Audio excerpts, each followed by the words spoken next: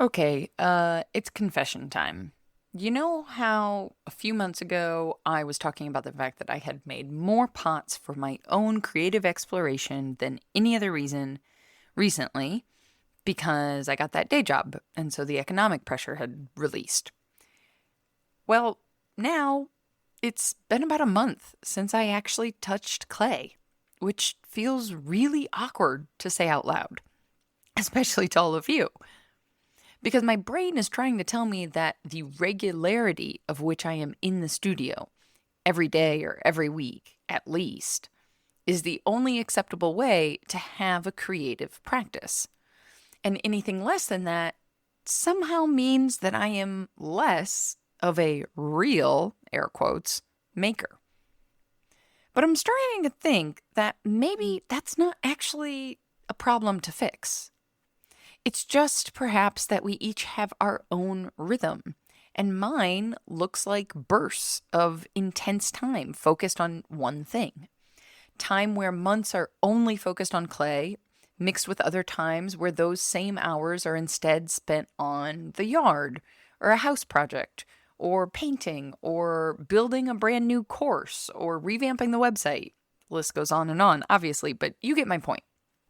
All of this is a huge part of why talking to Shalya Marsh recently felt like such a relief.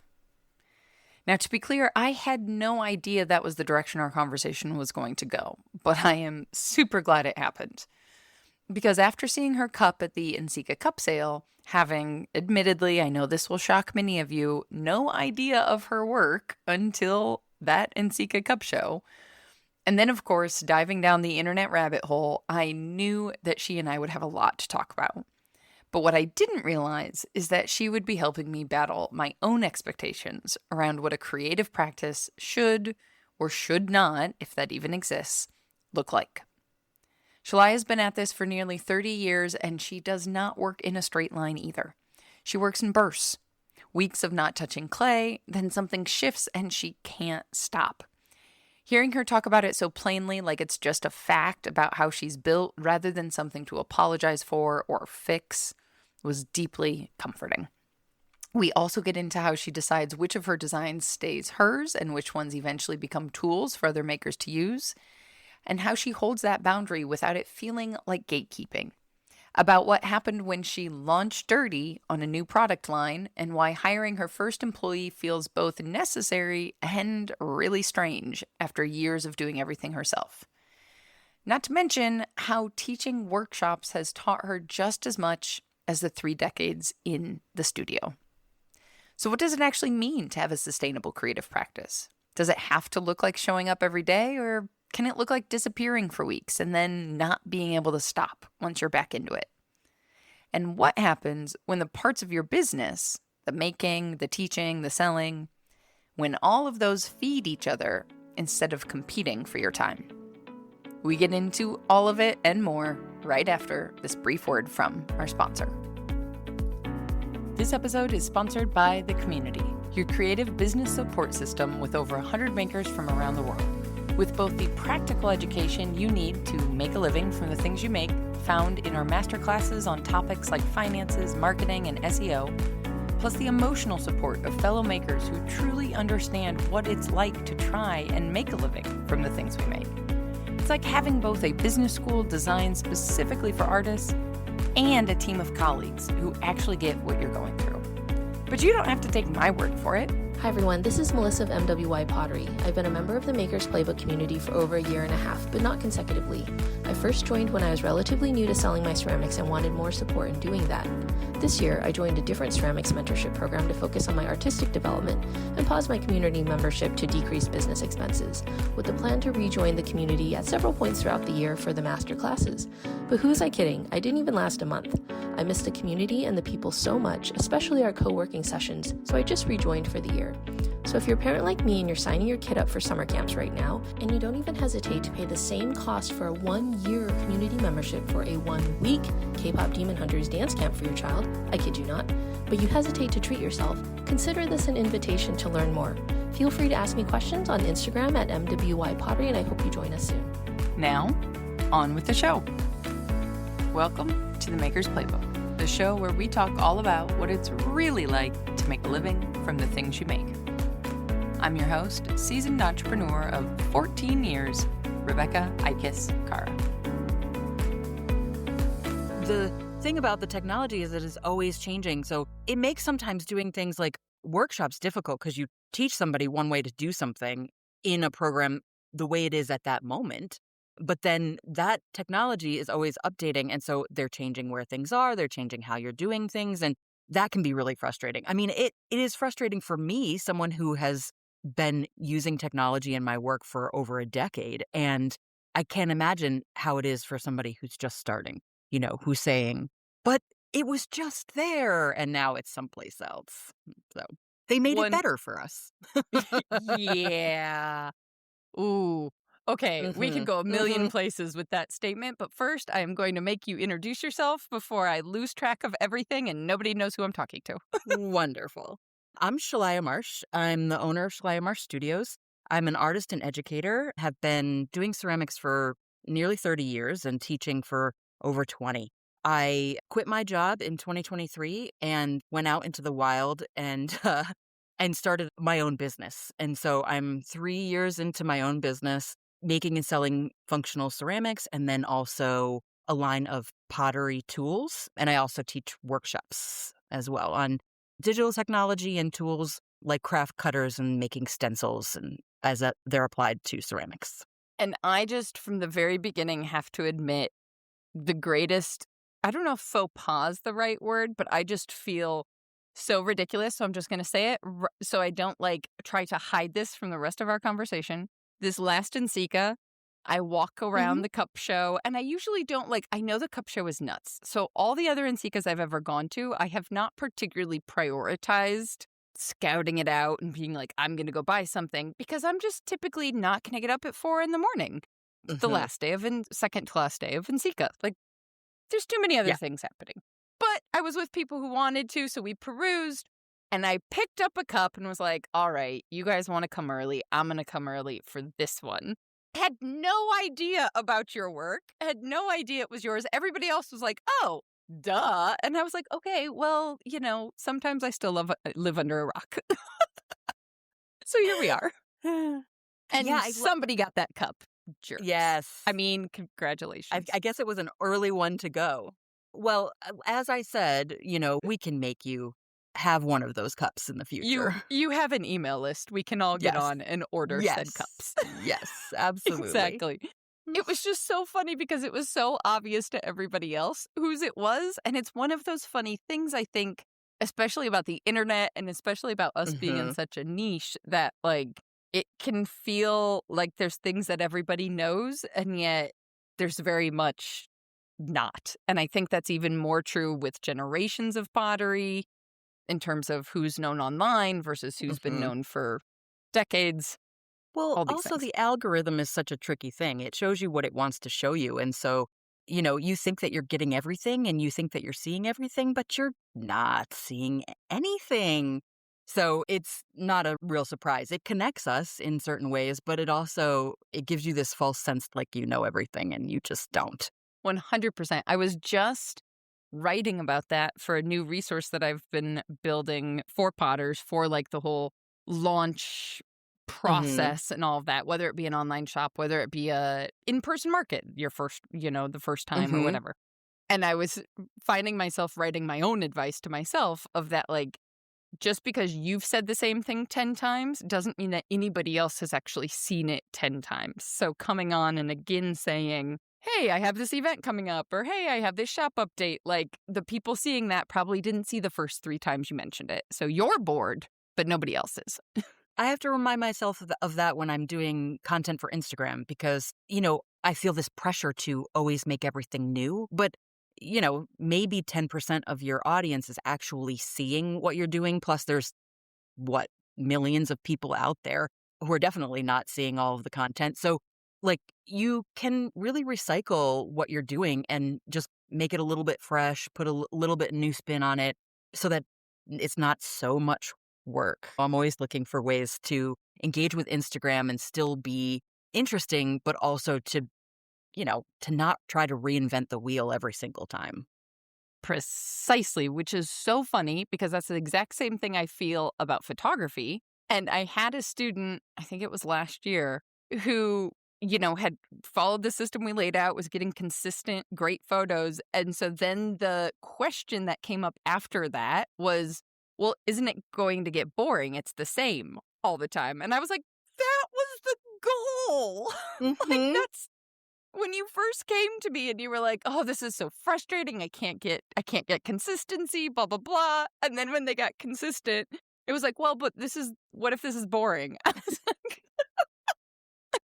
"Come on, people. Yeah. The goal is boring. That's actually because then your brain Consistency is is freed good. up." Consistency is good. Yes. And you have Yeah. time for other things, Yeah. Yeah, Well, and absolutely. presumably I say this all the time, in my opinion, creativity is like a muscle, right? And all of our muscles Mhm. have stamina. And of course, the more you train them, the more stamina you get, but you are going to get tired at a certain point. So Mhm. I'm assuming most people don't want to use their creative muscle. Most people listening probably don't want to use it for photography or for social media. Those are Right. the things we mostly gripe about. Yep. So just make it simple. Yep. There we go. So, And being consistent always makes it easier for me. I always find that when I'm consistent, it's mm, easier. If I'm doing it sporadically, it's so much harder and it's so much more painful. It's the same with the studio. If I am in the studio consistently, it is easy and it flows even when I'm having a bad day. But if I just go in there, there are times when I can't get in there as often. I go in there just for a little bit. It's not as easy to get started. That yep. consistency is really important. So, Yeah. I imagine it's like building any kind of habit, right? I'm thinking about this for mhm, myself right now. I have attempted to get back into running. We use that verb very mhm, loosely, just so everybody knows here. Run, walk, tomato, tomato, whatever. But I haven't, there have been days of the week that Sunday evenings consistently I have been able to be around for, but then everything else keeps fluctuating. And I got mhm, to thinking, would this be easier to actually do every single day? mhm, Because maybe I could make it the same time every single day as opposed to 3 times a week, which sounds like it's easier, hypothetically, than 7 times. On the flip side, I'm gonna play devil's advocate that I had somebody recently reframe their definition of consistency for me for social media, which I mhm, found to be the most freeing thing ever, because I think as we've gone through these iterations of social media and especially Instagram, and we've gone from the chronological algorithm to mhm, feed or whatever to all the other things, somebody reframed consistency for me, not in a posting schedule, but in the quality of the content that you're sharing and mhm. what it's about. And people can expect a certain thing from you, which really freed my brain to be like, okay, I don't have to have something every Sunday, Tuesday, Thursday, or whatever. Well, and also it's going to be what works for you. If running only one time a week doesn't work for you, and in order to do it, you got to do it every single day, then you got to do it every single day. I've found Damn it. yeah, yeah, it's one of those things, right? So, for social media, for me, if I 4 days a week is really, Mhm. really good, kind of an every other, and then maybe a Saturday and a Sunday. But when I go down to less, then it's just a chore. I don't want to do more than that because I don't feel like I need to, but that 4 days a week, just keeps me going. I'm off that schedule right now. I got to get back on it. So Eh. yeah. I was out of town traveling and so I got off of it. And so it's always hard. It's really hard to get back into the cycle. It's the same. I feel like it's the same for exercise. Exercise and social media. It's almost the same exact struggle with the consistency. I'm trying to think of which. I probably pick up social media faster, but let's not.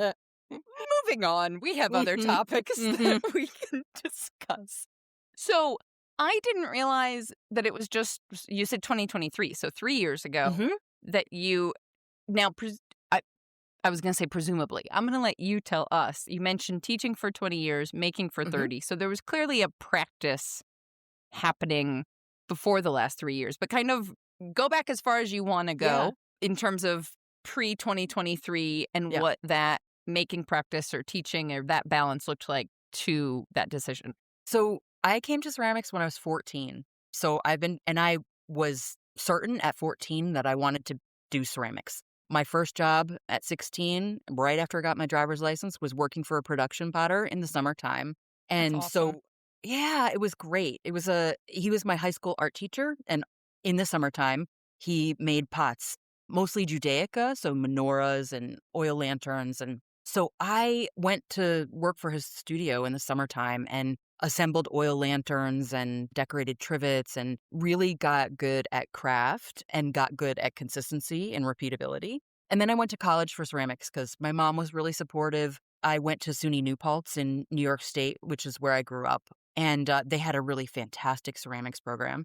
Did ceramics there. When I was in college doing my undergrad, I discovered sculpture. So this was like in the early 90s or late 90s, I should say.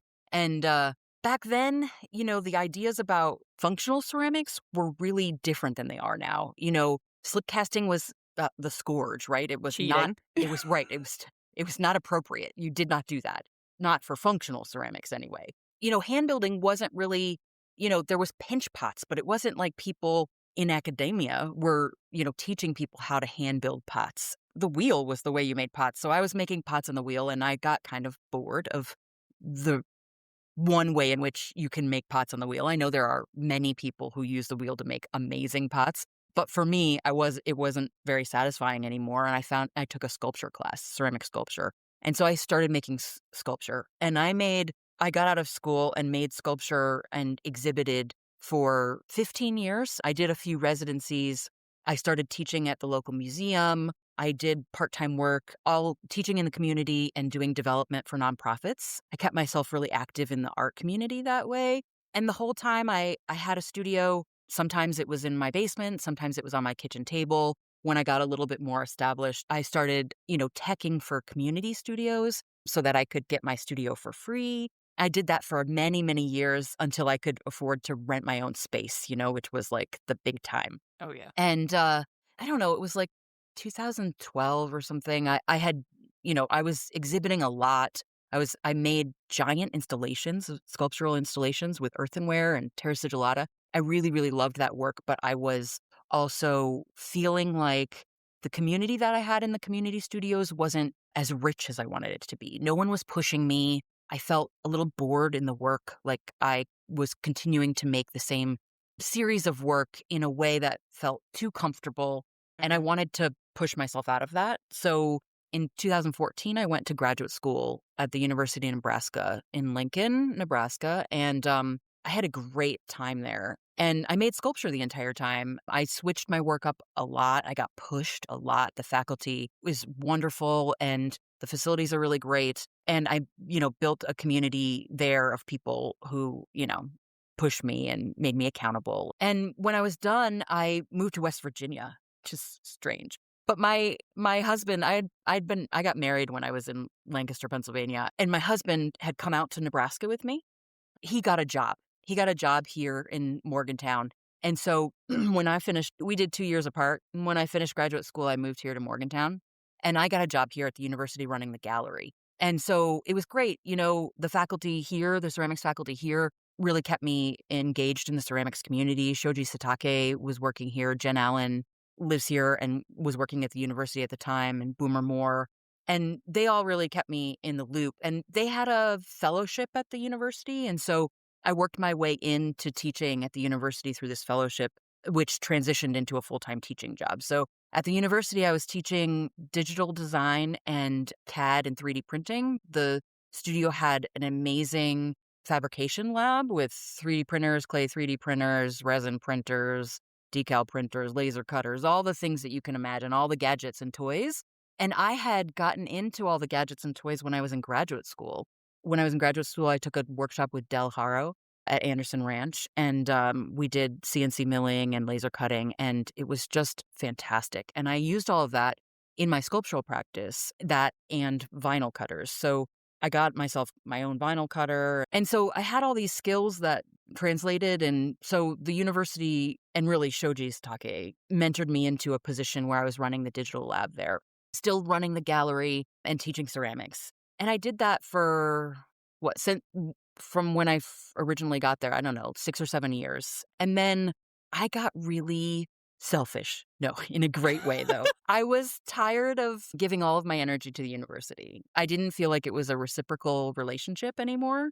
In the beginning, it really felt like a reciprocal relationship. I was getting a lot out of it, community and support and access. And by the end, it didn't really feel like a reciprocal relationship. I felt like I was giving and I wasn't receiving anything. And I felt like I needed my creative practice back. I resigned from the university and gave myself a year to do whatever I wanted. And that was in 2023.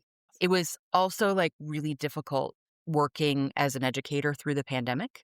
So doing remote learning and hybrid learning. And, we were talking about how technology changes. And so I'm teaching technology and trying to do that in a hybrid/remote way where I have to produce all these videos on how to use software and equipment. And as we're saying, these things change. They're constantly changing. And so I was constantly having to redo all of the things that were happening in order to make this all accessible. And it was so tiring. Also, the pandemic, for me, it was really difficult to make work. Like my sculptural work, I was really, really like that in Sika that was supposed to be in Richmond. I had 6 exhibitions Oh my that in Sika. gosh. So, like, things were really starting to get, like, exciting for me. I was like, "Oh, I have 6 shows at Sika." And then all of that disappeared. And I was lined up to do a residency and teach a workshop. And, everything in my professional career was Oof. just canceled. And so going into the studio I'm, like, really deadline oriented. And so going into the studio just felt bad. It just felt terrible. And so I went back to my roots and I started making pots. And I was like, and this was, 2021, 2020, 2021. And I was just like, I'm going to make pots until it doesn't make me happy anymore because I always went back. I always I'm a very much like cyclical maker. So I'll make a whole body of work and then have a down period. And usually coming out of those down periods, I would make pots just to kind of loosen myself up and not be worrying about pots for my family. So not really worrying about anything that I had to sell or be consistent about. I could just play, make the pots, use the pots, have fun with the pots. And so I gave myself permission to do that during the pandemic and really changed my work again. So, there was one major change going out of grad school and then this major COVID change. And so when I quit my job, I was still making pots because it was still making me happy. And it was a really good way to re-engage with my ceramic practice. And I was teaching workshops, to supplement my income. And so I'm teaching workshops on digital technology and stencils and using a craft cutter in your practice. And at those workshops, people were asking if they could buy my stencils. And, after the 4th or 5th time, I was like, well, I guess this is something I should think about. And so I, started the business. And originally, when I started the business, it was entirely stencils. I started off doing digital downloads. So people could download the files for the designs and then cut them themselves on their own craft cutter. And that was really good, but I felt like the market was kind of limited. And there was still a whole section of people who were like, yeah, but I don't want to learn how to use that technology. I don't want to learn how to use a craft cutter. I just want the stencil. Just give me the stencil. I'm assuming you would have had a bunch of customer service emails of this file's not uploading into my app. You didn't have any of that? No. I'm Because shocked. I did a lot of research before I started that part of the business, and the files are in 4 different formats. So they're available as a format that's easy for Cricut and a format that's easy for Silhouette Studio. They're available as a generic SVG and a PDF. So they came in, every format that you could get. It takes me so long to prep those files. Oh. It's such a headache. And the testing, Understood. right? They Oh, have yeah. to be then tested too, again and again yeah. and again. I remember just from design Yeah. world, if I was sending somebody a logo, the amount of time it would take to get them the single color in Mm-hmm. JPEG, PNG, PDF, whatever, da da da da da, and then the main color, and then the iterations, and then the people underestimate. But I just figure also, user error is real, and yes, you've done all of that work, but then those messages still come. No, the most customer service comments that I got from the digital download side of the business was that they expected it to be a physical stencil. So they didn't actually read the description that said Yes. that this is a digital download and that no actual stencil will be sent to you. So that happened, and then I at one point made it, this is a digital download in all red. I've since taken that off because I sell a lot more physical stencils now than I do digital downloads. That's not a big part of the business anymore. And I'm not promoting it the way I was in the beginning. I recently, about last year, was doing a workshop and I took some prototypes of these press plates that I had been making. I actually, when I was teaching at WVU, I taught a class called Production Methods, which was all about ways to make production pottery. It was using jigger jollies and ram presses. And one of the things that I developed in the course of that class was these press plates, which are just a simple way to take a rim template and an inner form and press up a plate very quickly. And so I took these prototypes to a workshop I had a little over a year ago, and the students were like, I want this now. Can I buy this from you now? And I wasn't expecting it. I was like, this was something fun that I did for myself. I was making a bunch of soap dishes for my personal work and also for my house. I was we had this terrible soap dish that we inherited from the previous owners of our house. And I was like, I need to update this. So I was making all these molds and making these soap dishes for my house. And then my students were just like, no, really, I need this as soon as possible. So get back to your studio and make it for me. Do it now. And so I took this is I heard this originally from Naomi Clement, but I'm sure that she got it from someone else who got it from someone else. But the launch dirty, right? I took the launch dirty and I was like, I'm just launching these products. They want them. They're going out there. And it was incredibly successful, more than I could have. It just eclipsed all the other launches that I had had. And it helped to sell the stencils, and it really, really helped my followers, the engagement in terms of my profile and Instagram, all really, really was escalated by this product. And so I continued to do that and really working in developing those two lines of the business, the press plates and then the stencils, along with some drop molds, which is something else, but also fun. Breaking news. Yeah, Breaking news. Drop molds. Well, I'm working on a new launch now, so don't want to give too many details away. But we're gonna have to time when this comes out. Now we gotta get strategic. Yeah. All right. You know what's incredible about all of that is I don't know if you see it now in hindsight, but as you were telling this, it's not often that the through line is so the line from where you started to where you are now is so clear. But at least in the way that you tell it now, it feels really clear in terms of well, number one, knowing what you want to do at 14 is just magical. So that's cool. Oh, it was magical. That aside, that part aside, because, I know there's a lot of people that come to clay later in life. So don't stress out, people. I can already hear. Oh, you got plenty of time. You can come to it at any time. Exactly. Because you wouldn't be making the work you're making now had you not teched with your teacher in the summers. I mean, not teched, but learned production then. And then also from the teaching and the digital and the fabrication, that's integral, however we want to pronounce that word today.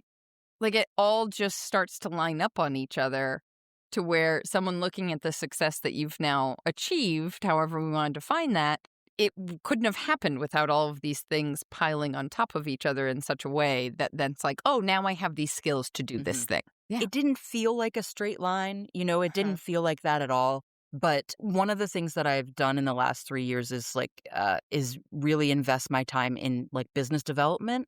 And so one of the things that, I have learned through, business development cohorts and such is that it's important to have a story and to know how you got to where you are. And that framing really says a lot about your business and about who you are. And so I think, it used to be very difficult for me to talk about where I was and to understand the through lines, that how it came to be.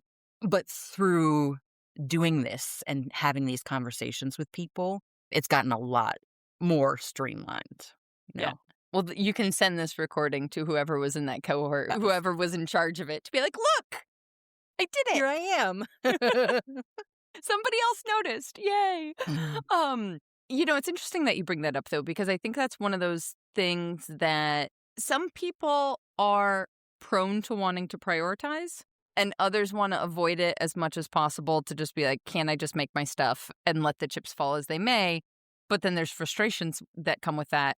I don't know quite what the question that I'm going for is, but there's some push and pull and tug when it comes to accepting the necessity, perhaps, of business So, development, right? Rebecca, I spent 20 years making sculpture that I Mhm. almost never sold, and I just made whatever I wanted. My artist statement was really, really good. I did have a really great artist statement, and the work was like pointed in terms of the content. I knew what I was doing and why I was doing it, but I did not want to market myself or do any of that kind of stuff, for 20 years. So it's not like I just was like, oh yeah, I woke up and I'm like, let me take this business class and let me tell my story and let me do marketing. Like, who wants to? I say of myself that my official title is wearer of many hats because I am a solo entrepreneur. So I Mhm. do all of the things in my business. But, I don't like marketing any more than anybody else, but I do know that marketing is necessary if you're going to run a business. And I do make a distinction between, you know, running a business and being an artist. I am an Mm. artist who also runs a business. And they are two different things. When I'm in artist mode, I'm not thinking about marketing or what I can do. I give myself time to have those moments in the studio, I haven't had many of them recently. I got to get on that. I mean, it's cyclical. So right now I'm really into a moment when I'm really working on the business a lot and I'm not doing much for the studio, but I have a whole bunch of upcoming deadlines and that's going to really push me back into the making practice. My studio never looks like this, but I'm prepping my studio for drywall on the ceiling. Oh my God. It's like, whew. Fancy. Yes, I got a grant, a professional development grant from the West Virginia Department of Arts, Culture, and History to help with because it gets really hot and really cold in my garage studio shop. And so this is insulation and drywall that should help with all of that. And once that's done, I'm going to be hard into the studio. But yeah, that wearer of many hats, I don't always want to do the marketing, but I also know that it's really important. I also know that it's really important for me to have those moments when I am purely being creative because, Mm. I wouldn't like if I wasn't messing around in the studio to make myself some soap dishes, I wouldn't have made press plates for, the business. And those things, all of the things that I make and sell as tools, they come out of my time in the studio. I'm a working artist and these tools don't just materialize. They come from me solving problems in my studio and then people telling me that wait, I want to use those too. And so, Which I think can be felt in a different way than if you were a, larger scale business that was purely doing market research for the next mhm, thing to make and sell, mhm. right? Like, we've all got enough things. There are so Yes, many things. I there can't tell are. you how many different tools are in a pot that I made what feels like a lifetime ago that I frankly, as I'm sitting here, don't even know where it is in the studio because I haven't used them. When I first started, I bought all the things. Mhm, And now I hardly use any tools at all. Like, I've got trimming tools, mhm, but I'm mostly just, I've mhm. figured out how to just use these 10 tools that are attached to my body. I'm Well, I wiggling know I my shouldn't fingers. say this as somebody who sells tools, but your hands are your most important and best tools. I absolutely am with you with these 10 digits are the best. Yep. Yeah. Our first ever in Sika, Francesca was talking to somebody on the vendor floor about you should tag people when you you should tag all of the companies when you post about, and then you guys can get these sponsorships and blah blah blah blah blah. And Francesca was like, tag who? And they're like, well, the companies that make the tools you use. And he was like, Shimpo and Scut for the kiln. And Mhm. they're like, well, what about the bats? He was like, well, I only use bats when I make plate. He only, Right. in true production potter fashion, Yes. he only uses bats when he makes Yes. plates or something particularly Mhm. wide. And we made those ourselves from my Mhm. uncle used to work at a boat shop, so he had access to marine wood. So being broke and cheap, Mhm. we cut everything out with a jigsaw that we borrowed from my dad. And it was like, literally, there's nobody to tag, guys. Mhm. We don't have a bunch Yeah. of stuff, but anyways, I digress. I've completely forgotten what we were saying before that, and it was far more important than me going down memory lane of hilarious Sensika stories. We were talking about Mm, marketing and yes, creativity and yes. wearing many And hats. I'm really glad you pointed out that you don't actually like it, because I think maybe there's a misnomer, or I remember I was having a conversation with Ben Carter once about something, and he was like, "Well, since you like sales or like marketing or like business," I forget what exact topic it was, but definitely the verb like was in there, and I was Uh-huh. like, "Hold up. Just because I teach it, I talk about it because I understand the importance of it, not because I actually enjoy it. Mhm. Like, go put me on a hillside somewhere with no internet connection and a Mhm. studio, and I would be very happy." I spent a week when I was 22 literally just shoveling horse manure every single day so that I could stay at a farm in Tuscany. Like, that's all I did for 5 hours every day. Mhm. And it was bliss. It was fabulous. I don't actually want to do all the things. I just have always had to, because that's Mhm. how I paid the Right. bills, you know? Yeah, and as an artist, you have to do all those things. As a business owner, Mhm. you have to do all those things. You have to wear all those hats, or your business and your practice is not gonna be successful unless you have somebody else to do them for you. I mean, there are people who get other people to do those things for them. Mhm. And there are great, like, pairs of people, husband-wife teams, partner-partner teams where one person is really good with the business side of things and one person is really good with the Mhm. creative side of things. But yeah, my husband has a full-time job, and thanks for that because he has health insurance. I know this is, right, There it something is. we always talk about on your podcast. So, I'm really, really grateful because I was able to leave my job at WVU because I have health insurance through my husband, and that I don't think I could do this without that. That's Yeah. a super important Yeah. point. But But also, I'm starting to think about hiring people to do things for me, which is a first for me. I'm going to try this year to get an assistant to help with packing and shipping and maybe some of the production of tools. And it'll be really weird, not to be the one doing everything. But I think it's a step that I have to make in order to free up time because all those hats, right? I'm spending a lot of time wearing those packing and shipping and production hats. And I need to be spending more time on designing, which is really, what's going to move the business forward, and making pots, which is going to move this part of the business forward. Because the business is really three tiers, right? It's making pottery, it's selling tools, it's teaching workshops. I want there to be some kind of balance there. And it ebbs and flows, at some points it's more the tool business, sometimes it's more the pottery business, but it's all related and interconnected and they feed each other, right? well, and I like that you pointed out earlier that it's all in cycles, because I think a Mhm. lot of the times the question that arises when somebody starts talking about, having multiple aspects to what they do is like, well, how do you balance all of it? And, in reality, I've heard from a number of people, and correct me if I'm wrong for yourself, like, there isn't actual balance. It's just that in any given day or week or month, we're Mhm. prioritizing over here or we're prioritizing over Mhm. there, and the other things have to adjust accordingly. Yep. I don't know. Is that the Absolutely. same for you when you talk It about cycles? absolutely. So, like, I'm coming off of a cycle with the tool business, so things are kind of slow right now, and I'm Mm. ramping up to be making pots because I have a few in-person shows in the fall, 3 in-person shows in the fall that I have to really push for. I'm gonna need a lot of inventory, and I have very little inventory right now, which is great, and, like, in between then, I'm gonna be teaching community classes at the local arts center here, so I teach kids classes in the summertime.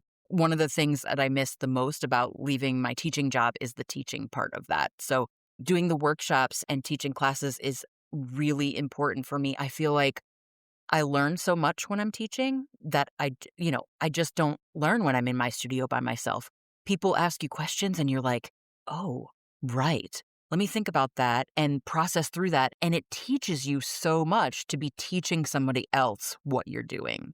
Agreed. Because you have to, I have the same experience. And in many ways, sometimes, when you get used to a particular skill, you don't start to tear it apart bit by Mhm. bit always, right? Especially Mhm. when you reach a certain level of proficiency at it. And so I remember I think one of the very, very first times that I ran our photography styling course, I was so worried about over delivering, basically, right? I wanted to make sure Mhm. that the course was Mhm. so worthwhile that the price Yes. was like, I mean, it's still pretty massively undercharged, but whatever. Yes. The perfectionist in me wanting to just completely over deliver on everything. And so I was thinking up these you know, other things we could add or do or whatever as I'm watching questions come in from the first cohort, realizing the questions were like not where I was going was 20 steps down the Mhm. road in an attempt to over deliver as opposed to, oh, this is actually like one of the bonuses we have in there now is like, this is the really simple way I get images from my camera to my computer or from Mhm. my phone to my computer so that I can process things and make it go Really faster. important. And Really right, like important. just Yes. file management. That's the Yes. short version of that. Like, Yes, absolutely. We talk about that a lot, about file management and how to transfer right? things because, you're using your phone and then how do you get that image where you actually want it and in the format that you need it? Yep. Or like your phone's actually the slowest thing you could use if you're trying to manage photos. And so how do we get them onto your laptop or computer so that you Mhm. can use again the 10 Mhm. digits that are tools are faster than the two thumbs. Mhm. Like Yes. spoiler. Yes.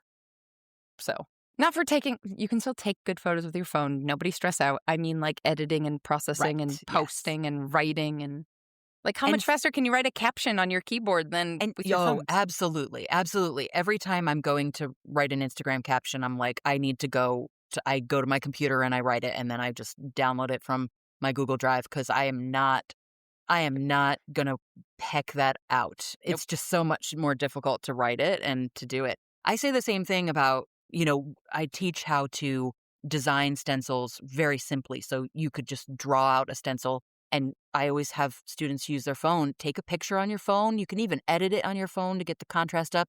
But we need that file still from your phone to be on your computer so that it can get into the craft cutter software so we can actually cut it. Right. So like your phone is a great tool, but it's just part of the process. And you still need to figure out how to get those files right so that they can Yep. be on your computer so you can actually use them.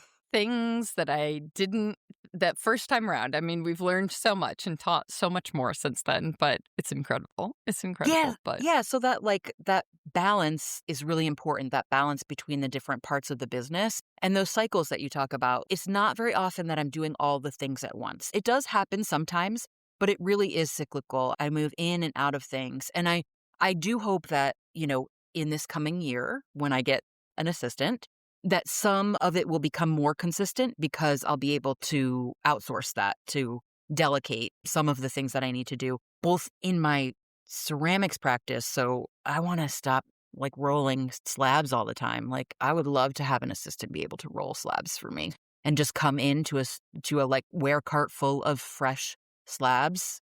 That would just be dreamy. But also have the tool business be more consistent because right now everything I do is made to order. So I get an order and I make it. But I would love to keep some inventory so that it's not so like I'm not so dependent on making the orders as they come in.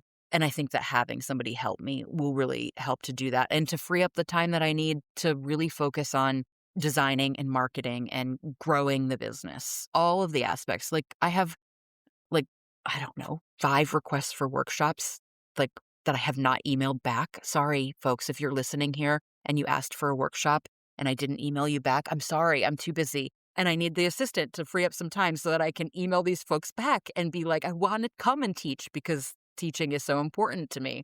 My goal for this year is really balance in my life and in my job. So I hope that, bringing somebody on, I know initially it's going to be a lot of work to train somebody up and to figure out how to work with another person. But I hope that it'll help to provide some balance and a little bit more consistency.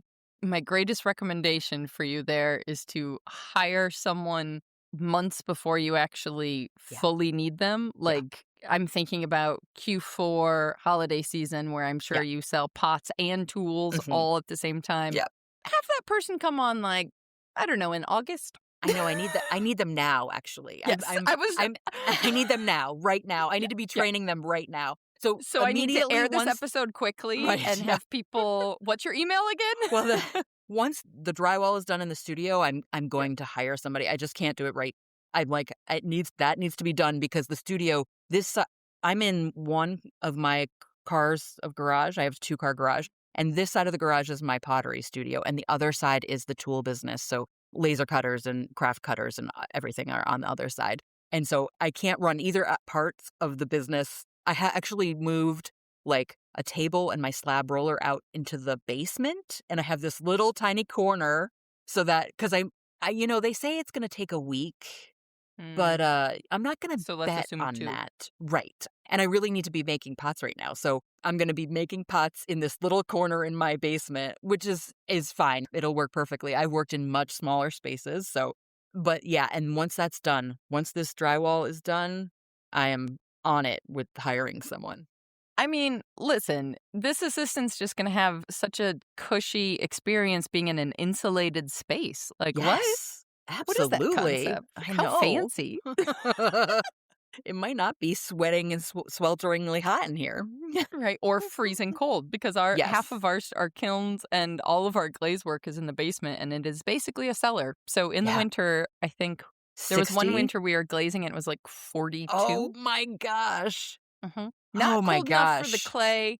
The clay and the glazes did not freeze. That's good. It stayed above freezing, but Well, it was. You don't really want to stick your hand in a bucket of glaze when it's no. 40. I mean, it gets like to 55 in here. I run space heaters. So usually it's like 62 is my, like I can get it up to 62 and not have to have like just 2 space heaters. So Yep. one on each Yep. side. It But can't yeah, be too close because then the clay will dry no, yes. inconsistently, Yes. and then it's a whole thing. Yeah. Yes. That we've set it ourselves is. up for. It is. Yeah, and Yeah. air movement. I mean, yeah. So I got a new heater this past winter that I was like really excited for, and then I realized that it blows. So I had always had radiated heaters before, and I was like, this changes the entire dynamic in my studio. So everything was different. The way that the air moved was completely different, and I was like, oh gosh, this isn't a good thing. You're like, oh, why is that? Why am I having this warping problem? Oh, right, because that heater is like blowing air in this direction. Which feels great. Like I was super Oh, comfortable, but yes. crap. Yes. Yep. So pro tip, radiant heaters for everybody who does not have a central HVAC in their studio. Yes. Yes. I forgot to mention to you before we hit record, so surprise! But you've probably known this from listening, which, side note, is just wild to me when somebody tells me they do that I've reached out to. That just makes my day. So yay! But we post in the community, obviously, who I'm going to interview ahead of time. So we've got a couple of questions. You've talked about the cycles of work and all of that. And I think that connects quite well with Janet was asking. She's curious how you come up with new designs.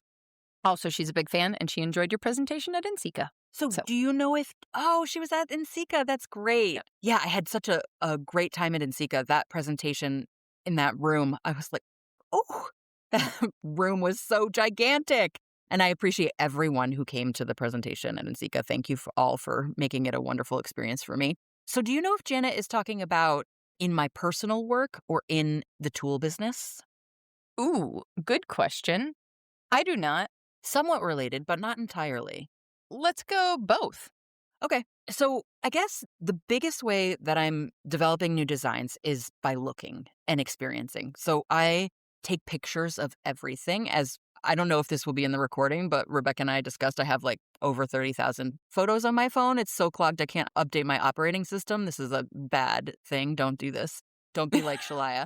We're going to talk about external storage Yes. at the end of this after we hit stop. After we're not recording. So I take pictures of all kinds of things. A lot of them are things in my garden. So I really like florals. In my personal work, I'm doing a lot of florals. And then I also really like mid-century modern design. So architecture and furniture. And I'm looking at like the lines and I'm looking at the way things interact. And so I like use my phone's photos as a big resource. And then the other thing is just to look at when I'm making pottery, I'm looking at like how people are using things and how I think like I want to use things. And the same could be said for the tools, right? I'm thinking about the tools that I want to use in my studio and how other people might use those tools. And so I'm looking for things that work well. So if it's functional pottery or if it's a tool that work well, that are aesthetically pleasing. So I want it to look good, but I also don't want the designs to be generic. I do look at a lot of wallpaper and fabric designs and stuff like that, but I'm like trying to steer away from the more generic side of things because I think that there's a lot of generic options out there for stencils and for tools. And so I want what I'm providing to be a little bit more unique, but to still have room in it for the user. So to make that their own. And the same goes for the pottery. Like, I'm designing the pots and making the pots, and I want them to feel good and to look good. But I also want there to be room for the user. So for that user to complete the work. I used to, in my sculptural work, deal with a lot of shadow and void. They were huge. I love shadow and void in everything. If you see my pottery, you know that I love shadow and void because of the stencil work. It just kind of screams that way. So this has something that's translated over from my sculptural work. There's this opening in the ceramic work that is the space for the user. So that void is really the lack of the user. So once there's a user for the work, then it becomes complete, which is like a common thing with pottery, right? But for me, it relates back to that idea of shadow and void and things being complete and incomplete. So anyway, get all a little heady there, Janet. The question that comes to my mind with that, this is not Janet's question, but just as you were talking, I'm thinking about, and I'm going to give a hopefully not too long of a caveat before this question. The thing that I see happening online with ceramics right now is this obviously genuine excitement from new people finding the craft and the material, and that is incredible and exciting, and it infuses this energy to the community and the industry in a really amazing way. At the same time, there is a very natural human instinct to want to accelerate the learning process of anything, right? Because we are very used to instant gratification these days. There are very few things in our lives that do not have instant gratification.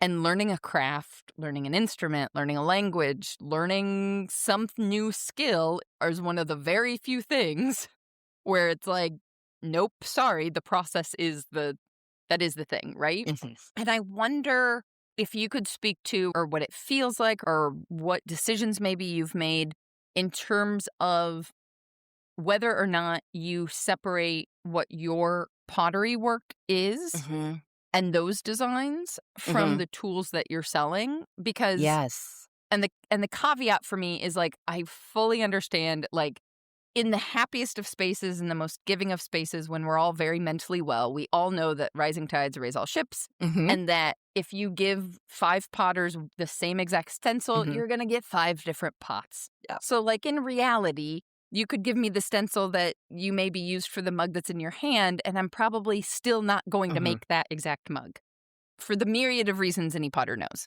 let alone all the human reasons.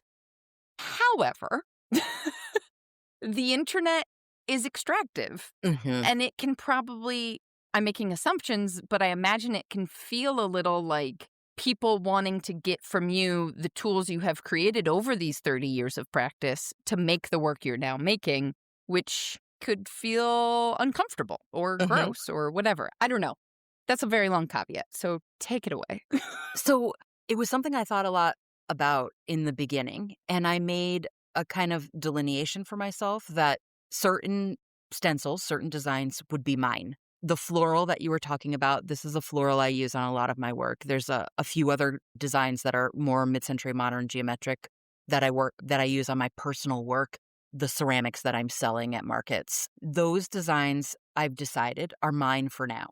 And I say for now because I think at some point that this floral will no longer be mine. I'll be like, okay, I'm willing and ready to share this floral with the world.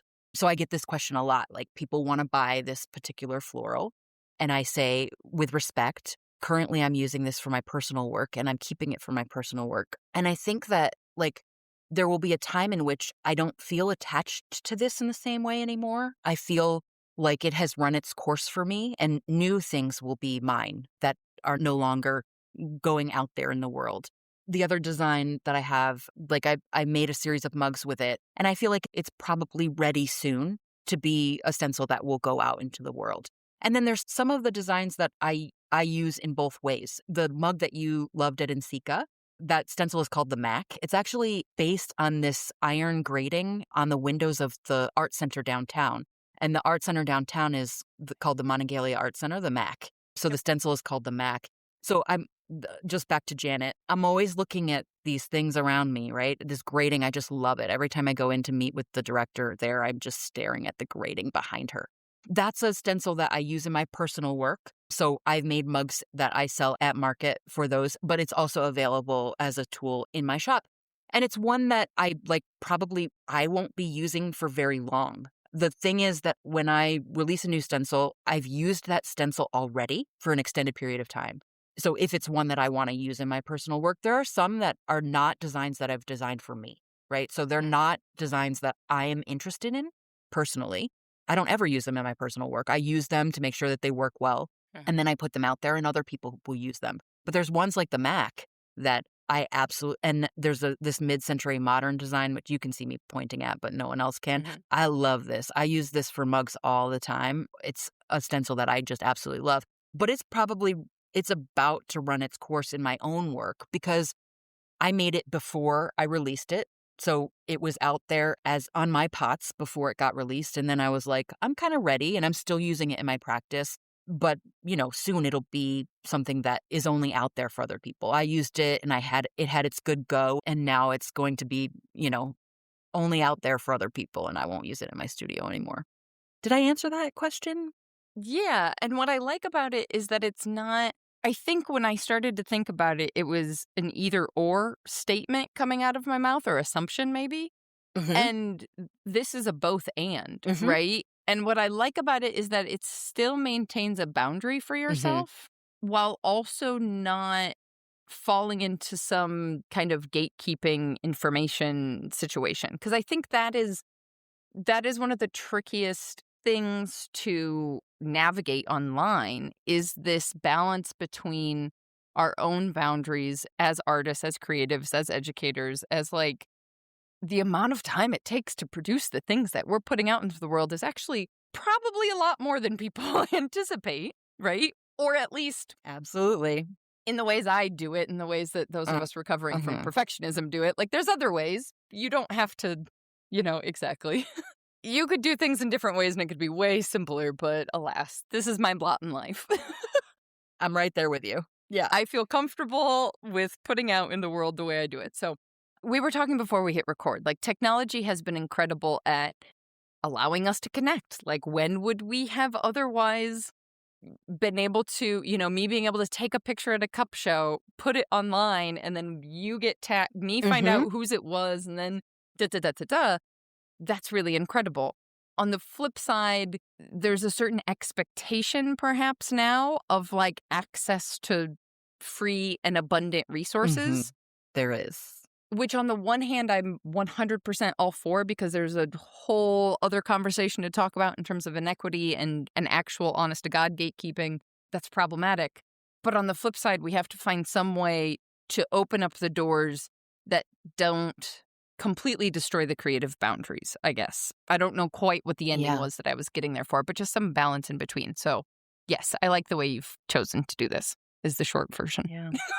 Yeah, it works for me. And there are certain things that really just do feel like mine. It keeps my work feeling like me, and it keeps the pottery, a bit separate from the business, So, but there's that overlap, and I feel like all the things feed each other. And so that overlap is really essential. The learning from teaching, the teaching inspires the making feeds the tools feed back to the making. And that is really, really important. It's why, my business is all one business. So it's very complicated sometimes, when I'm doing those business development things to explain it to people because they're like, but teaching workshops and what is that? And I'm like, no, it's all related. I wouldn't be where I am right now if I wasn't teaching workshops in the beginning, I wouldn't feel satisfied in my life if I wasn't teaching workshops, and all of that feeds everything else that I'm doing. I'm glad you mentioned workshops again. because it reminds me I had a question for you. When you've brought stuff to workshops, whether or not there's obviously people get excited with what they're seeing from you, and how you, whether you do, whether you don't, I don't know, how you potentially navigate that sense of urgency, right? Like I 100% agree that Naomi or whoever originally said it in terms of lunch dirty, Mhm. it's important because so many of us lose so much time trying to figure out absolutely everything when really as soon as you put it out in the world, you're just going to change it anyways. Do as I say, not as I do. But there's my brain has yet to figure out if it's real or if it's contrived in terms of that sense of urgency of lost opportunity or not. Like, if you didn't push to get the forms out, if you didn't launch Dirty and get them out as quickly as you did, would there have been enough interest still 6 months later? You know, like, I'm forever Mhm. feeling like, and I think most of this is contrived thanks capitalism, but, another conversation to dig through in therapy. Like that, what we I'm so stumbling around my words right now because it's something I'm sitting with now that I have detached my own creativity from my bills and ability to pay all the Mhm. things. It's a wonderful privilege and freedom to be able to like slow down and take one thing at a time. And at the same time, I'm acutely aware that like I had been trying to build excitement for so long, and now I'm putting the brakes on. And will people still be around Mhm. when I'm ready? Right? So, Does that yeah. make sense? So I think that people would still be around, but the thing is, for me, I am also a perfectionist, so guilty here, and a bit of a control freak sometimes. I have control issues too. I think I joked about that at my NCCA presentation about my control issues. So I think that for me, another 6 months wasn't gonna do anything for the product. I had already been using it for a year, and I at that point, I think I had, like, 8 designs that I was using, and I only launched 2. I think that the people would still be there, but I don't think that the product would have benefited from 6 months, and the things that really needed to be worked out were, like, how do I deal with shipping, and how do I deal with customer service? Because, when you quadruple your sales, you get a lot more customer service inquiries. So, for me, it was like the issues that I had to solve were all about logistics, and nothing was gonna help me learn about those things but to do it. Like, I wasn't Mm. gonna solve the shipping problems because the shipping problems have to do with the interface with the website and how crazy the postal service is and how there's 50 states and it costs different to save this to ship the exact same package to any different part of the country. Like, those are not things that I could have figured out in advance, even if I had done tons of research, which I love doing research, but I don't think it would have helped me in this case. Mm. It wouldn't have helped me figure out how to answer people's questions and how to like be kind while also saying, like, you know, this is not my problem. Because sometimes customers come to you with things that are not your problem, and you have to figure out a way to say, listen, you are very important to me, and I think your question is very valid, but this is also not something that I can fix for you or not something that I can answer for you. I wouldn't have been able to figure that kind of stuff out if I had launched later. All I would have been doing was dragging my feet and prolonging what I was doing. And I don't think that that's always the case. I mean, I think sometimes you do need more time. I think that sometimes in the studio, you need to not, like, I think you need to do things dirty, but I don't think you always need to, like, put it out there dirty, right? Like, I think there's time in the studio when you just need to work through it, like that fuck around in the studio, Like, there's times you need to not be making to sell something. You need to be making to figure something out. But that can get reclaimed, right? Clay is like the most wonderful of materials because you can just mess it up and do something horrible, learn something from that, and then do something else with it. There's something really funny. I'm so glad that you just brought that up because I've been telling all the people in an effort to take the time away from making something to sell and just like be creative for the sake of creativity. And much like you're saying, Mhm. fuck around and find out. I have started going to our local community studio. Even though we have a studio in our Mhm. house, so I know this sounds like a huge luxury, but like physically getting like the studio in our house for me feels like Francesco's office. Mhm. And therefore, that is like whatever. And so and also clearly extrovert. How about we go somewhere where there's other humans, right? But I've been laughing at myself the whole time because there's a handful of people at studio who know the podcast and listen or in the membership. And I've been laughing at myself because here I am, someone who's been talking about pots on the internet for going on 5 years now, doing the things that I don't know how to do yet Mhm. in public. Like, Mhm. all I'm doing is messing up. I mean, Mhm. this is like the bazillionth time I've referenced my episode on Mike's podcast of like, I should have decided Mhm. what I was going to make before we started recording so that I could actually appear competent. Mhm. Because I don't have Francesco's competency level, but I do have some reasonable level of competency that no one publicly is seeing because all I've done publicly is the stuff that I'm in the complete dirty middle of that I don't know how to make. Yeah. And it's just like, really? I couldn't have done this in the privacy of my own home where nobody had to see it, but here we are. Here we It's are. good, though. It's good. I was talking to somebody about what they like to look at on Instagram. I've been having some customer conversations for some research I'm doing, and they were talking about this particular potter that they followed that I wasn't familiar with, and I still haven't looked them up, but the thing that they liked about them was that it was not very processed. It was very accessible, and that they showed mistakes, that they did things, that they fumbled around, that it wasn't the perfect shot. And I think that, I think that in this day and age of like the Instagram influencer where everything is so highly produced, Mhm. and I don't say that about my content is not highly produced. I feel like I've got a good system down, but I understand that like I sometimes fall into that trap of like feeling like everything needs to look a certain way and be a certain way. And I need to find the perfect piece of music to go with this that has the right beat and moves oh my God. But, this person that I was talking to was just like, yeah, I just like that it's really like, down to earth and I'm just like seeing what they're doing. And, it's not nothing, it's very, very casual and Mm. it's not the perfect thing. It's the imperfect thing. And that they felt like they learned through that imperfect thing. So it's like, it's important for us to show those things and to do those things, right? And to Oh, show yeah. that like, I've been doing ceramics for 30 years. I still learn things all of the time, and it's Yep. like that. I want to make time to start going to other people's workshops. It's something I've I'm never doing it allowed. this summer. I'm Yes, so so excited. exciting. I've never allowed myself to do that because it seems like a luxury, Mhm.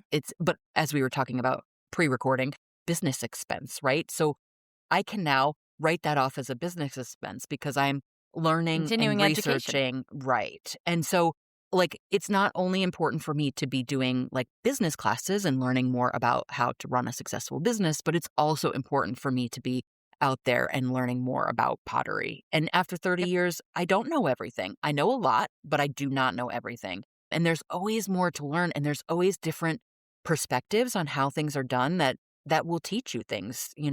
So, yeah. I'm going to add to your list of business expenses, and I'm going to say first, since this is recorded, I am not a CPA, nor am I giving any kind of legal or tax advice. However, you know what else is a business expense? Buying pottery.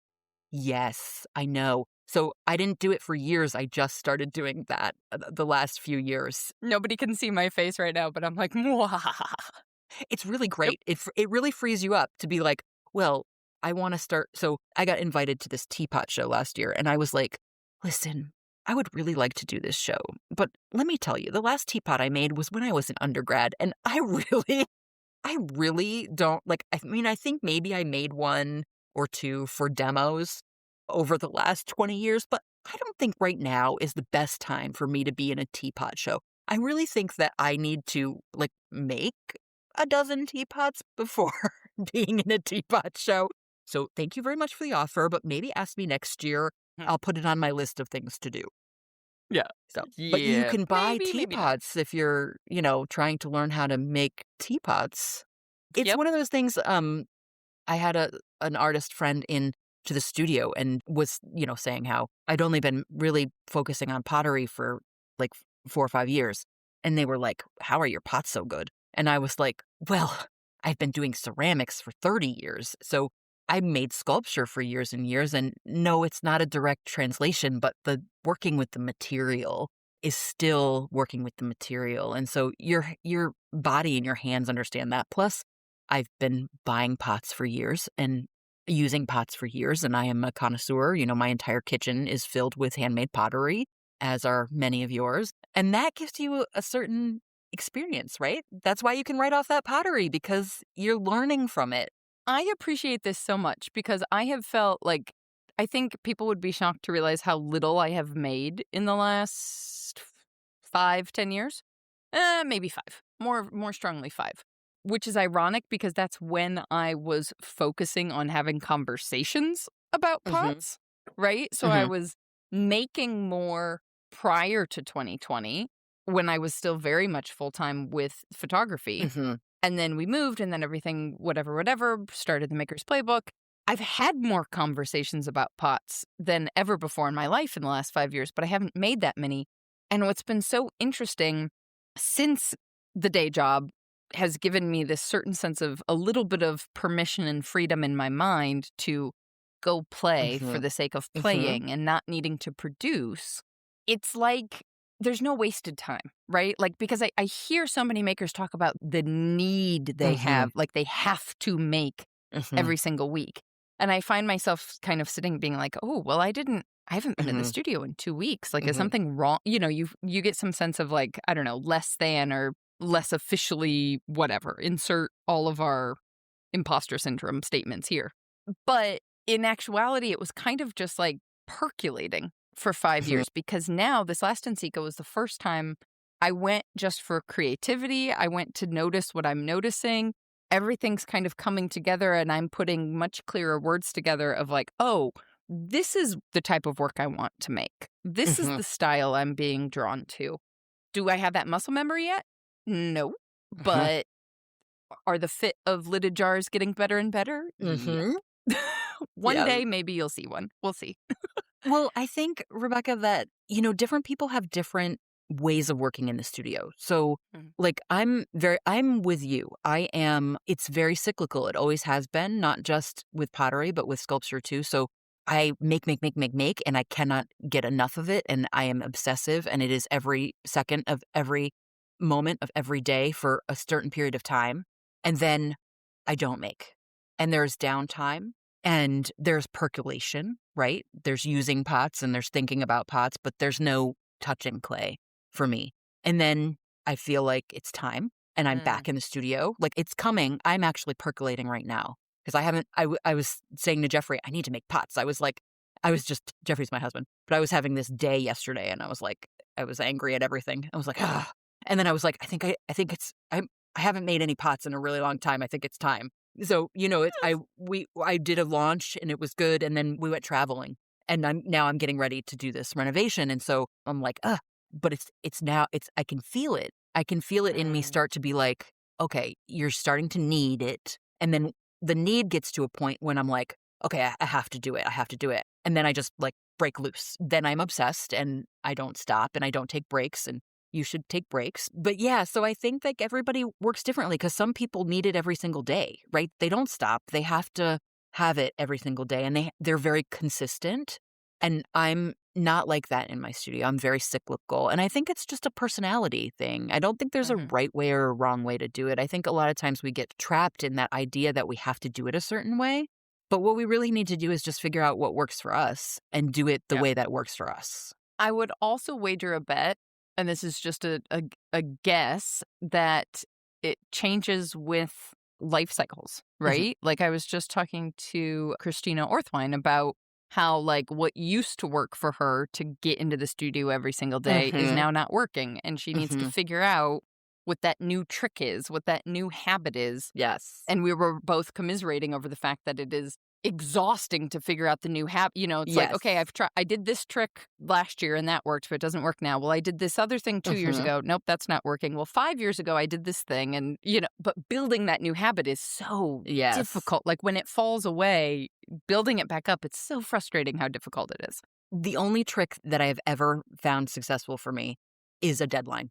So, for consistency. It's not that I need the deadline in order to be in the studio, but I need one to be consistent. If I want to be consistent, all I have to do is line up some consistent deadlines and I will be consistent because I am great at working towards a deadline.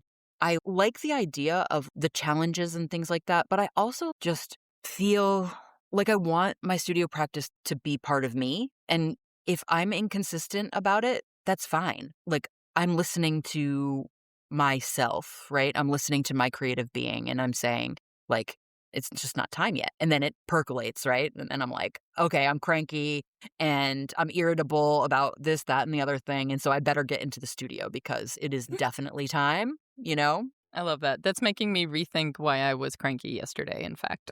Oh, yeah. I'm like, oh, need to go. Maybe. I'm going to completely right turn, like full abrupt turn because I have no segue whatsoever. And that's just how it is sometimes. Okay. But there was one other question by the one and only Bill. Oh, yes. It's just Bill. Like, I don't feel like I need to give any other. He's like a one name person, like Cher. Alive Guy Pottery for anybody who doesn't know what I'm talking about. I don't know if you can actually answer this question. Okay. So it might just be, we might just leave it like a cliffhanger. Okay. But he's very excited for NCECA Baltimore. Oh, yes. And he wants to know if you have any special plans for NCECA 2027 and whether or not you can share a little bit of early excitement. So one of the reasons I need that employee, like yesterday, is because I plan to vend at NCECA Baltimore. So it'll be very different for me. I've been involved with NCECA for many years. When I was in graduate school, I joined the board as a student board member and have worked on and off in the Clay Fab Lab. So for the last few years, I've been co-coordinating the Clay Fab Lab with a few other artists we rotate in. And I decided that it is time for me to give up my hat, transfer the hat to someone else of Fab Lab coordinator, and to be a vendor at NCECA, which I'm, yeah. So it's crazy because it means having product and it means having help at the booth and it means lining up demonstrations for the booth and having like designing a booth because I have a booth for my pottery. Like I have a whole section of my garage that is my pottery booth, but I do not have a vending booth for product. And like, how do you even, I don't know. So much research is going to have to happen. We can talk about this. Yep. So I need to have some conversations with some folks about some things. But yeah, so I feel like Bill knew the answer to this question before he answered it. I don't think he did. He had an inkling. This year, a lot of people asked me, like, they were like, you're going to be at NCECA, right? I can buy these at NCECA. And I was like, no, I'm not. I had thought about it, doing it for this past year, but I just didn't feel ready. I'm glad I didn't do it. I think it would have been insane. And maybe you're never ready. Like, I probably won't be ready next year either. But Baltimore feels like a really good place to do it because I lived in Baltimore for a year. I was a fellow at the Baltimore Clayworks. And so I know the city. I know that convention center from both like other NCECAs. And then also I do the ACC show in Baltimore. And so it feels like really comfortable. Like I know where to park. I know where there's food. I know I have people in Baltimore. So I know who to cry to when my feet are hurting and like, so it's like, do you have a masseuse in Baltimore though? No, like that's I don't. But you have people who might know. Yeah, I do. Okay, I have people who would definitely know. So yeah, so it seems like a good place to do it. And I really enjoy Baltimore. I loved living there and I love all the people that I know there. So I think it'll be good. Yeah. Nice. Yay! Yeah. Ooh, that's exciting. Well, I was smiling the whole time you were answering as well because I think it was all of like not even a month that we were all back from NCECA that everybody in the community was starting to talk about next year's NCECA. Yes. Which was fabulous because I love that we're starting to have these traditions as a community of people getting together and everybody's like has so many creative ideas. But I was like, I'm just barely caught up from this year. I'm not even ready yet. No. And I know anybody listening now, I better get there's been a request for us to make an NCECA specific space in the community so everybody can just go talk there. And, the nice part is then you can kind of, if you're not going, you can ignore it. It doesn't take over yet another space online. So I'm excited to make that, but I better make it before I publish this episode. Yes, you better. Because I'm like, okay, Bill's gonna get on me in the best of ways. We hold each other accountable, so it's great. It's good. That'll be exciting. Oh, that'll be so great. What have we not talked about that you either wish people knew, either about everything you're doing, or also just about getting into clay and starting this crazy journey? Well, I think we've talked about a lot. So there's not really a lot I think we didn't cover here. But in terms of clay, like some of the things I was thinking about as we were talking was really that like you can start clay anytime. So you talked like a little bit, just a little bit, a couple questions back about like handmade and the slowness of handmade versus like the technology and AI and all of those things. And I think that a lot of people are coming to pottery and ceramics because they want something that is not the computer and that is not digital, and they want to touch and to feel and to actually make something physical. And to that point, there is never a time when it's too late. It is never too late. Like I found clay at 14, and that was such a blessing. It was so wonderful to have the certainty of that going into school and always knowing that, I was going to make things. But, if you've been an accountant for 30 years and you're just starting to, find that you want to do something creative with your hands, there is always time for it. And you are never too late. And there are great communities out there where you can like talk to other makers and find your people and learn more things about what you're doing or about what you want to be doing. Shameless plug, we even have an accountant who is a potter in the community. So like, we got it all. Not all, but a lot. I love it. I love it. Oh my gosh, this has been so good. I know that we could just keep going and forever. Keep going, so I'm kind of forcing myself to just like, stop. We'll come back around. But thank you so much for taking the time. I so appreciate it. It was such a pleasure. I hope this conversation with Shalya has given you a little permission to stop measuring your own creative practice against someone else's calendar. Because it's done that for me, or at least reminded me. Whether you make every single day or disappear for a month and then can't stop once you're back at it, neither one is right. It's just a rhythm, and yours is allowed to look different from the person's next to you, as is mine. In fact, this isn't just true of making. I see it throughout the hundreds of interviews I've had over the last 5 years on the podcast in the types of business models we as artists choose for ourselves. And a lot of the frustration I hear from makers isn't actually about the work itself. It's about trying to force their business to run on someone else's rhythm that simply doesn't feel right for themselves. And when we force ourselves into something, of course, I think we all know what eventually happens. We crash, if that's not what you were thinking. That's what I mean. And I'm pretty sure none of us want to crash out of our creative pursuits. So, naturally, because I'm me and because I love systems and because that helps, I've done something about it. I made a quiz for all of us. 5 working styles based on the actual patterns I keep hearing from makers again and again across the hundreds of these conversations that I've had here on the podcast. The quiz is free, it takes a few minutes, and it might just explain why one maker you follow seems to easily post on the internet or Instagram or wherever a reel a day, if not 2, while you, and honestly probably me most days, are wishing we could just toss our phones into the toilet and never open Instagram again. Now, maybe that's a little bit dramatic, but you get what I mean.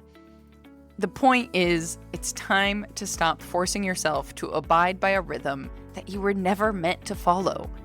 It's not working because it's simply not meant for you. But that doesn't mean that there's not another way to do things, another path that will work beautifully without burning you out. So, the point.